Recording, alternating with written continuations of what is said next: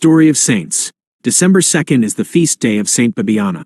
Bibiana was born around the year 345 to a family of 4 who would soon die as martyrs during a period of Christian persecution led by Emperor Julian the Apostate.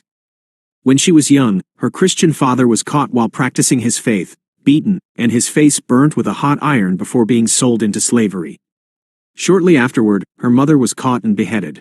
After their parents were killed, Bibiana and her sister Demetria was placed under the care of a woman named Rufina. Rufina was a promiscuous woman, and she would often try to drag the 2 sisters with her to work as prostitutes. The 2 child, being only about 15 years old, remained firm in their faith which their parents had taught them, refusing to perform the salacious acts. As a result, Rufina sold off the 2 sisters to Roman soldiers who imprisoned them for their Christian faiths. Demetria, the younger sister, died shortly afterward due to lack of food and the stress of being confined in prison, while Bibiana suffered from repeated flogging.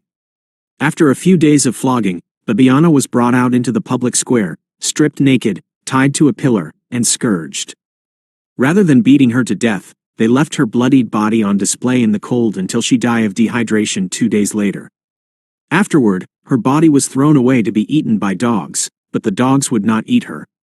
This is similar to the story of Saint Odo of Cluny on October 18, who said that even rain does not dare touch the life of a saint.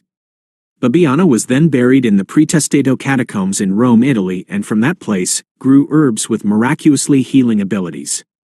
This led to Saint Bibiana often being depicted holding a branch covered with foliages to symbolize the innocence of her martyrdom as well as the healing herbs that emerges from her grave. Saint Bibiana is the patron saint of people with mental illness and torture victims for her martyrdom at a young age in the hand of a mentally disturbed woman. In celebrating her feast day, let us remember how the 2 sisters remained firm in their faith despite being very young and orphans. Their efforts represent not just their conviction to the faith, but also the love they received from their martyred parents. In honoring Saint Bibiana, let us also remember their entire family of martyrs, and follow in their example to treat our own children with love and kindness, because they will look to us as role models for how they will live their life. Whether our children live a holy life or a wicked one, it is our responsibility as parents to help shape their future.